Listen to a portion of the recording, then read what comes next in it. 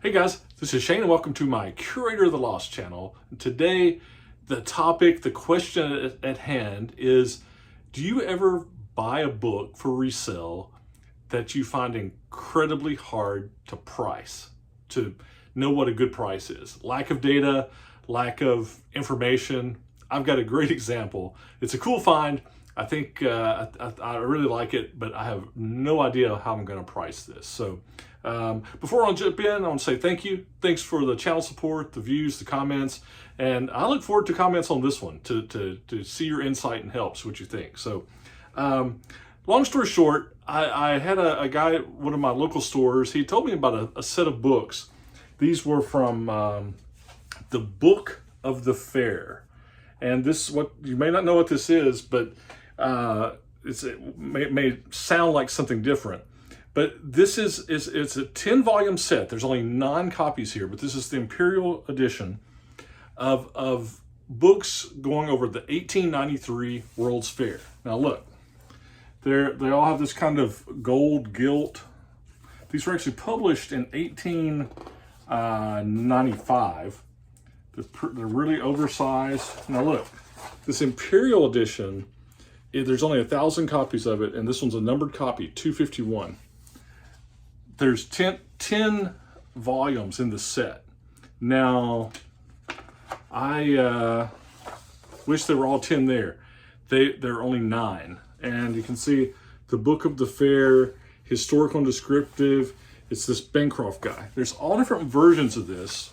Sometimes in like a 2-volume set, sometimes, and it's full of photos. There's different variants of this Bancroft 1893 World's Fair. I mean, just look at some of the, this is Ohio. It shows the Ohio's temple, so just tons of photos, and these things are super heavy.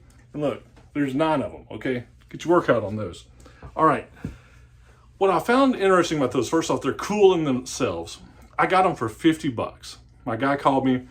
He talked to me about them a couple months ago, and there's a similar, there's 4 of these, 4 volumes of this Imperial edition listed on eBay, 4 out of the 10, and they're listed for $500, but there's nothing sold. And this is, granted, a very thin market.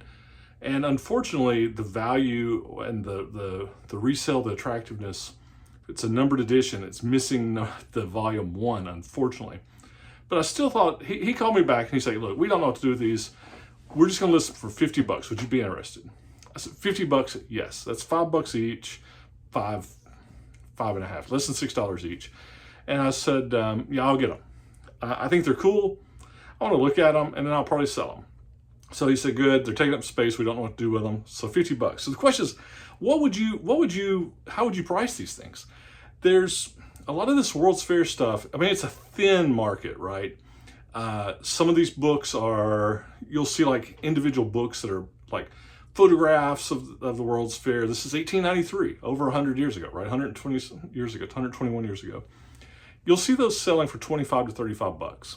Like I said, the one guy that's got this selling for, I say guy, might be a girl. Sorry. They got 4 of them, and they want $500 for them. I think that's way overpriced. I think if I had all 10 of these, they could go for that. But I think with just 9, I'm thinking, I don't know. Is it a couple $100 it's really tough. And now I'm thinking, okay, it's $50. I think it's a good deal, but now I'm like, man, I've got this, I got to decide how to price them. And it's going to be a long setter, I'm afraid. Obviously, if they're priced right, I could probably, we could price them at $100 and flip them, but that's not enough meat on the bone to be worth it for me. I don't know, there's 9 of them. If they were $20 each, that's $180. So anyway, I'd appreciate some input. See what you think. I think they're really cool. Now, on the subject of the World's Fair and the 1893 World's Fair, if you've never read it, Eric Larson, okay, he writes, it's historical nonfiction. It reads like fiction. But The Devil in the White City, it's one of his earlier ones, and probably his, I don't know if it's his best, but it's definitely there's another one of his I really like called Thunderstruck. But anyway, this deals with, there's this H.H. Holmes serial killer and the 1893 World's Fair, and he weaves it this is a great book. If you've never read it, read Erik Larson. Read this one for sure. On a personal note, for me on the World's Fair, 1982, Knoxville, Tennessee had a World's Fair. I think they called it at the time like a Energy Expo, but it was, you know, at the time it was crazy. That's where they debuted, like they tested out Cherry Coke with some other flavors, and they were like, Cherry Coke's the winner, and they started selling Cherry Coke after the 82 World's Fair. Kodak had done, 1 hour film processing at the fair, demoed it. They had an AI robot that would paint. I remember the China exhibit. Everybody was gaga over the China exhibit. It was like, that was the biggest thing if you could get into the China exhibit. It was amazing. But in Knoxville, it's still there, the Sun Sphere. Personal story on that. I went up, I had a school trip that went up, but then my uncle, he and I went up for a couple of days, and we ate up in the restaurant at the Sun Sphere at the World's Fair.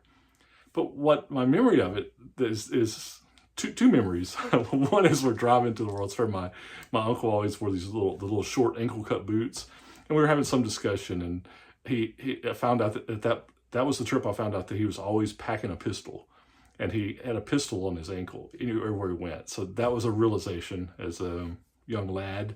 But we were eating lunch at the World's Fair Sun Sphere, and we're done, and we're getting ready to go down the elevator, and they said the elevator had broken, and it would be repaired maybe 30 minutes, but we could walk down. And so we had the stairs. We got to walk down the stairs. Somebody led us down. And I just remember that experience. The China Pavilion, finding out my uncle always carried a pistol on his ankle, and walking down the Sun Sphere. 1982, Knoxville, Tennessee. So anyway, little side, it's always one of the World Fairs, always, anytime I see anything with the World's Fair, I think of 1893 to Chicago because of this Erik Larson book, and my uncle, 1982, Knoxville, Tennessee. So anyway, how are we going to price these? I appreciate some debate on this. $50. I mean, I don't know.